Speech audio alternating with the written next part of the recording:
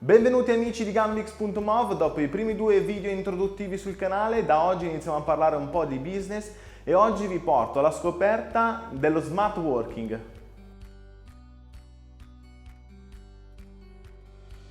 Data la pandemia che ci ha colpiti 4 mesi fa, la mia azienda, come tante altre, ha scelto la sicurezza per i propri dipendenti, permettendogli dunque di lavorare da casa. Devo fare i miei complimenti alla società per come ha gestito l'epidemia, per come ha gestito l'emergenza. Sono contento di poter lavorare per un'azienda che ha messo a primo posto la sicurezza dei propri dipendenti e per questo oggi sono qui a raccontarvi appunto come abbiamo gestito lo smart working negli ultimi 4 mesi. Lo smart working o lavoro agile, così chiamato nel nostro paese, è una modalità di svolgimento delle attività lavorative senza vincoli di orario né di location in cui viene svolta la mansione. Ti sarà permesso dunque di essere smart nella gestione del tuo tempo, fatto salvo per un massimo ore lavorative giornaliere o settimanali che la tua società andrà a definire e che tu dovrai svolgere. Ad esempio, nel mio caso, la mia società ha imposto questo limite massimo giornalmente di 8 ore lavorative che io dovrò svolgere all'interno di fasce orarie consigliate. Cosa significa? Che io posso iniziare alle 8 o alle 8 e mezza e potrò finire alle 17, 17:30, facendo una pausa di 45 minuti, un'ora. Se dovessi iniziare prima, potrei finire prima la sera, se dovessi iniziare dopo, potrei finire dopo la sera. L'importante è svolgere le 8 ore lavorative giornaliere. Potrai inoltre scegliere la tua postazione di lavoro. Io in questo caso ho scelto casa mia, ma posso benissimo andare presso un bar, presso una biblioteca e svolgere liberamente il mio lavoro presso queste location. Ovviamente la location deve essere un luogo di lavoro adatto alla tua mansione, senza disturbare gli altri e senza che intralci il tuo mestiere.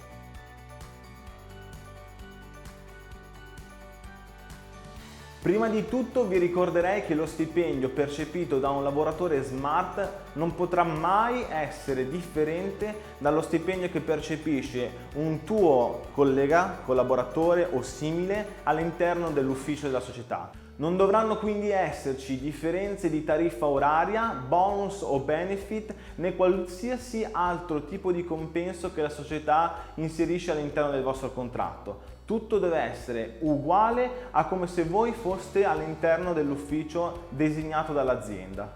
In più, gli strumenti tecnologici adatti a fare il vostro mestiere presso l'esterno della società devono essere forniti dall'azienda stessa. Anche l'assicurazione il datore di lavoro deve verificare che possa essere estesa all'esterno della società, poiché deve coprire il lavoratore che lavora presso una location differente da quella indicata nel contratto. Ne consegue dunque che in caso di infortunio la tutela assicurativa debba essere riconducibile all'attività svolta dal lavoratore o ad attività strumentali che il lavoratore mette in atto per poter svolgere la propria mansione all'esterno dell'azienda. Probabilmente questa condizione è esclusiva dell'Europa, perciò ragazzi, se siete all'esterno dell'Europa andate a verificare quali condizioni sono presenti all'interno del paese in cui vi trovate e in cui lavorate. Non tutti potrete scegliere di lavorare agilmente. Pensate a tutte quelle mansioni che non prevedono un PC per svolgere la propria attività lavorativa. Il medico, il panettiere, se sei un fisioterapista. Per voi purtroppo è indispensabile essere fisicamente sul luogo di lavoro, in azienda. Nel mio caso, come venditore, ho la possibilità di utilizzare un PC per svolgere la mia mansione, per creare le mie prospettive di vendita, per creare forecast, per rimanere in contatto con i clienti e con i colleghi. Io dunque posso lavorare smart perché ho un PC di fronte a me con il quale posso svolgere tutto quello che è riguardante la mia mansione. Perciò, se il tuo lavoro prevede l'utilizzo di un PC o di rimanere dietro una scrivania, voi siete adatti a fare smart working e potrete chiedere alla vostra società di lavorare presso la vostra abitazione o una location differente. Chiedete lo smart working.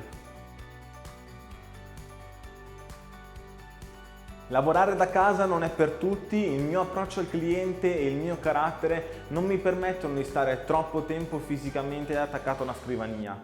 Molti venditori e molti dirigenti sanno cosa vuol dire. Io credo che come me molti altri nel mercato hanno la necessità intrinseca di muoversi e fisicamente incontrare i propri clienti. Ci piace troppo accogliere i clienti in ufficio, offrirgli un buon caffè, oppure dirigerci verso la sede del nostro cliente, visitare il loro magazzino, vedere cosa non va e magari andare anche a incontrare il personale che lavora presso i punti vendita dei vostri clienti per vedere come approcciano l'utente finale e o hanno bisogno di una mano per capire come possono migliorare il loro approccio al nostro prodotto / servizio per venderlo poi all'utente finale.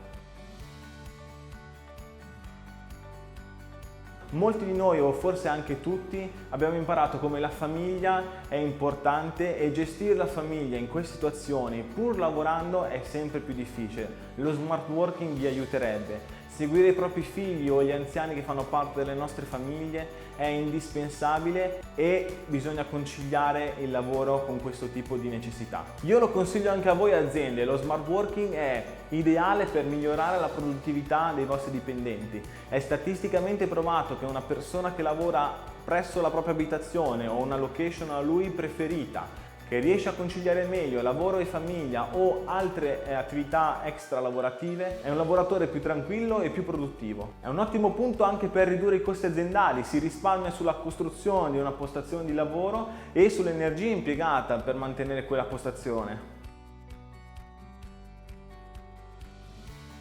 Ricordiamoci però che questo metodo di lavoro non incentiva il rapporto tra i diversi colleghi e tra le persone. Socializzare è importante e anche semplicemente fare una pausa e relazionarsi con i propri colleghi o i clienti è una parte fondamentale del nostro lavoro. Lo scambio culturale migliora le persone e migliora la nostra società. Se viene a mancare questo tipo di scambio culturale fisico tra persona e persona, rischiamo di portare la società ad essere troppo distanziata. Inoltre per le aziende sarà necessario trovare uno strumento o più strumenti atti a evitare che i dipendenti si approfittino di questa condizione di smart working. È altresì necessario però delimitare bene la vita privata del lavoratore e la vita lavorativa. Non deve mai essere un monitoraggio eccessivo, bisogna avere un minimo di equilibrio.